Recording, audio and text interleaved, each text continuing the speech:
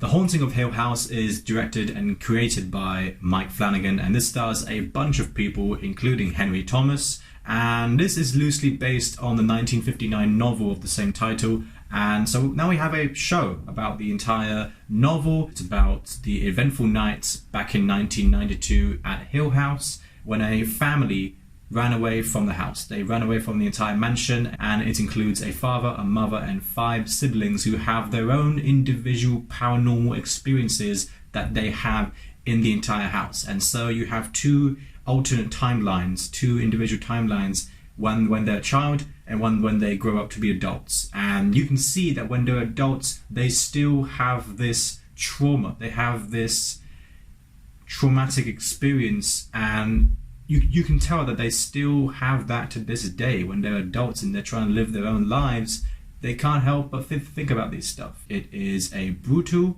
a psychological, supernatural, but a very tragic one as well. This review is extremely late. I don't know how late this is, but I'm very, very late. But I've sort of held it over here because we are in the build up to Halloween, in that sort of spirit. And Dr. Sleep is also a film directed by Mike Flanagan, and that's going to be released sometime next week as well. So I thought, what a better way to build it up with a show that's my favorite and also shining.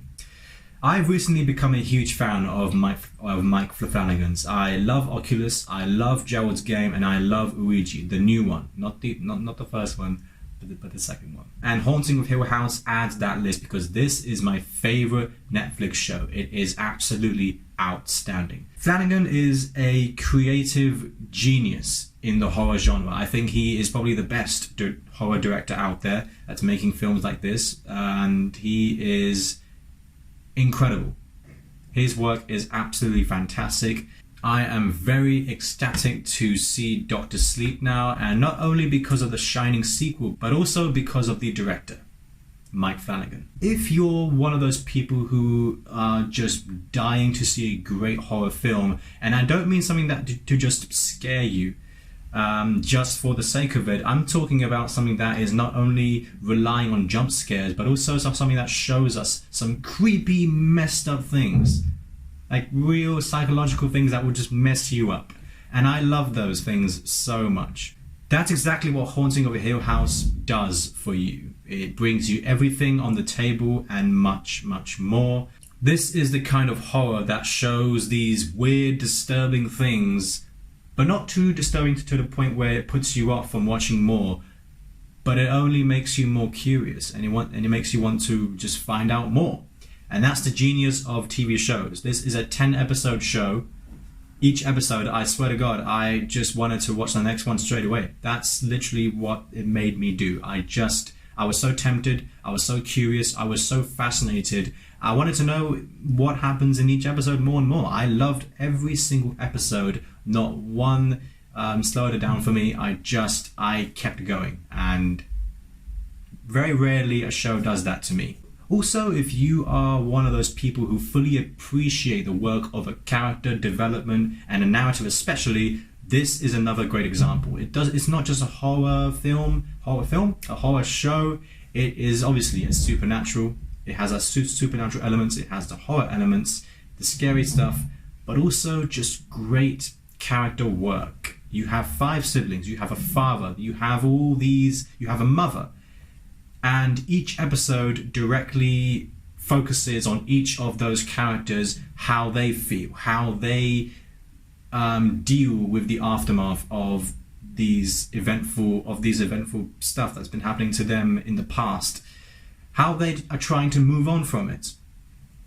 There's one episode where you have an author. He is an author of these novels, a series of novels, and his family is mad at him. They are mad at him because he just let all this information out into the public when it's a very private thing and it's a very disturbing series of events too. He just puts them on paper just to pay the bills.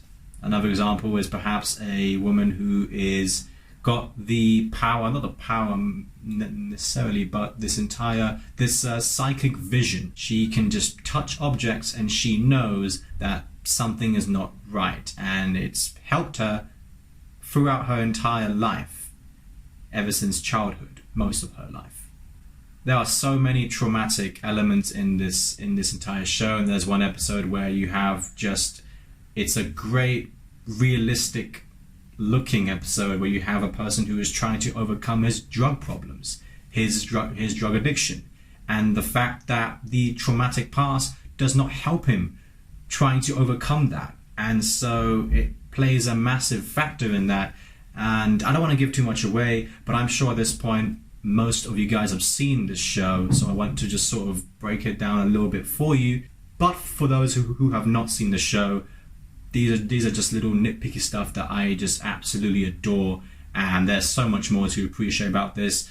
This is a beautiful, and I mean just a gorgeous looking show. And I don't mean that to juxtapose the horror elements. I'm talking about the way it's shot. The cinematography is on point. It's absolutely brilliant. It's looking so beautiful.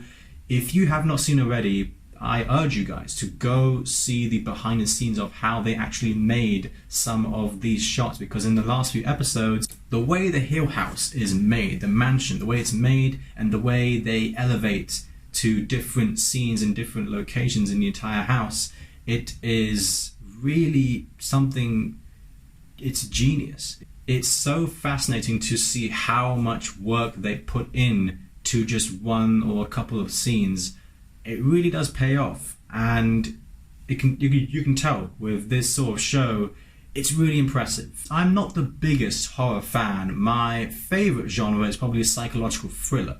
I wouldn't say psychological horror, but psychological thriller, because I love realistic elements to a show or a film. That is my favorite thing, and I feel like psychological thriller fits in that best. But this, although you have ghosts, you have all these messed up creatures and whatever the hell it is in horror, it still somehow in its own style looks realistic, and that's just something to praise. Just praise, really. Every episode, the scary elements, it just gets better. It just gets better. The horror, it gets better, because they find new ways to make the audience even more scared and just more frightened, and not really frightened, but more excited, for those who actually enjoy horror. But of course, I think the best praise that I can give for this show are the performances, especially Carla Gugino. She is just phenomenal in this show. I really think that this actress, she is made for horror. She has that face, and I don't mean to disrespect anything like that, nothing like that. It's just when you know, especially with someone like Toni Collette in Hereditary, you just know that she belongs in that genre because she is so good at it. The same way I feel for Carla as well, especially in a film like Gerald's Game, she does an immaculate job. Same thing for this show as well. It is so well done, and she steals every scene that she is in. She really was terrifying in this show. Progressively, an amazing job. I'm gonna give The Haunting of Hill House an A+. I honestly don't think there's anything wrong with this show. I think that people will have a little bit of their problems with the ending. Not me. I really don't think so. I think they did a great job of actually wrapping things up. I was so happy with it. I think it was different, and I liked that. I liked how different it was. I just think they wrapped things up in a really, really great way, and I don't think there needs to be anything else to continue after. I know there is season 2, but it's a standalone season 2, so that's a great thing. I don't think there's anything else to continue from the story. Let's make a new one, and that's exactly what they're doing, and I couldn't be more excited. Thank you so much for watching. I look forward to my Shining review as well, and I'll see you very soon. Thank you.